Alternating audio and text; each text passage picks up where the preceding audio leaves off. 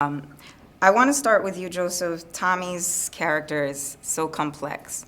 Yeah. But you Thanks, know what? good. I'm glad you saw that. He is. You know what? He's a hard ass. Yeah. But he has that soft side that you see with Holly. Tell me about playing the character. What do you enjoy about it? I think the aspects that you said are probably the greatest to me. I think that the how angry Tommy is something that was learned. I mean, it was a defense mechanism in a lot of ways. I think that the environment that he came up in, which is really reflective of the personal story of 50, from that neighborhood, being a white kid in a sea of color is a very difficult thing. Kids are mean anyway. Right. And then this is such an obvious thing that Tommy really had to fight through, and that he's so committed to the game that now that he's made a position for himself, he's not going to go down now. And he doesn't want to change, obviously, with Right. Coach. So then when we get to see him, inversely from that, as finding he's rediscovering these soft spots. And that's why I think that we get to see Tommy very childlike at times. Yes. When he's with Tasha and the kids, and with Ghost. And wonderfully played by Omari Hardwick, obviously, and Notori Naughton.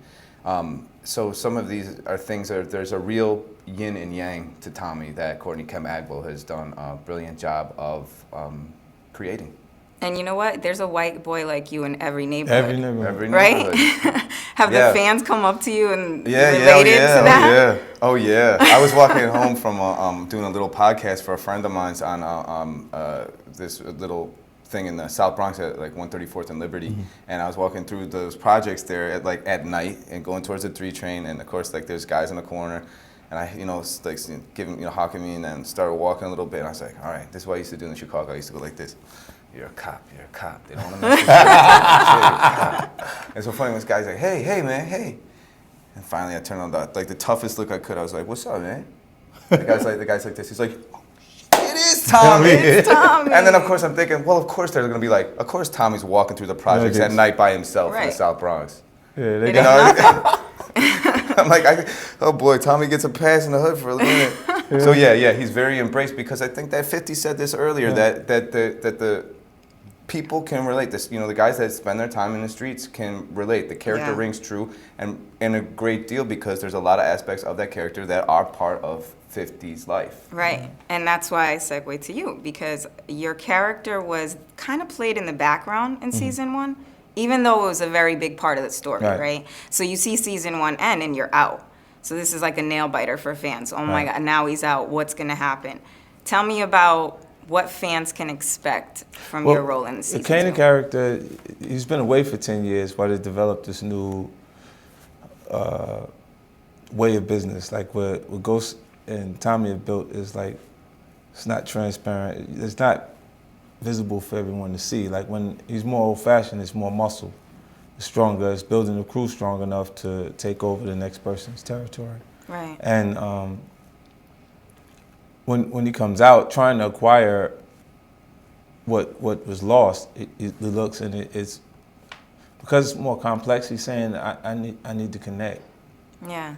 Like I don't need everybody else will fall in line if I can get to, to connect at different points. Other than that, like he's just saying, I didn't realize they was doing this much, because it's that bigger than he anticipated being when he actually starts to see close what's going on. Especially, we've heard him before. He didn't think that Tommy had it in him to start setting up this big structure. Yeah, Right. so because he's like, yo, I never messed with these guys before, but when and Tommy's like, you never mess with nobody. Yeah. You know what I mean? Like, Yeah. he's like, and it's because once you get, like, he's just the fighting he had to do to get control over the territory that he had at that point was that experience turned him into that person that's just defensive and tell people to stay off. I don't really care about what's over there. I'm doing good with this. Right.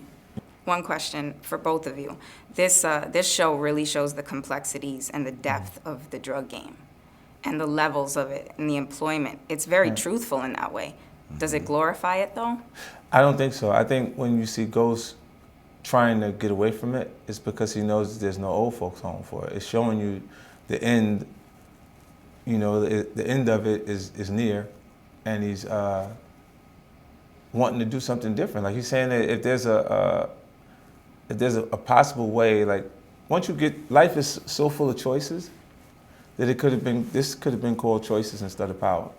Right.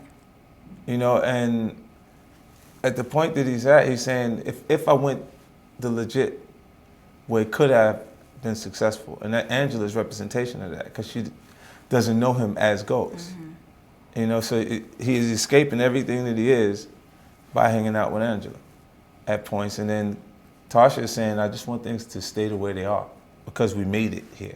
And Tommy backs her on that. Definitely, that's my family. You know, that's the only kind of sense of family that I have. And I think that, back to your question too, like about does it glorify it? I think that you glorify something when you don't show the consequences of the action. Right. I think that we see a lot of consequences happening. Definitely for Ghost. Already for Kanan, we will see a million more. And then it's like, so if you showed somebody smoking a cigarette and having the best time of their life and running a race, that's glorifying the nonsense of that. But we see even the consequences of the actual effect of drugs on people. And then we also see the effect of dealing drugs on people. So I think that it's not glorifying it, it's showing something that is very real, but that has very severe consequences. People can relate to everything with consequences, but like 50 said earlier, the stakes are just higher because you're playing with your life.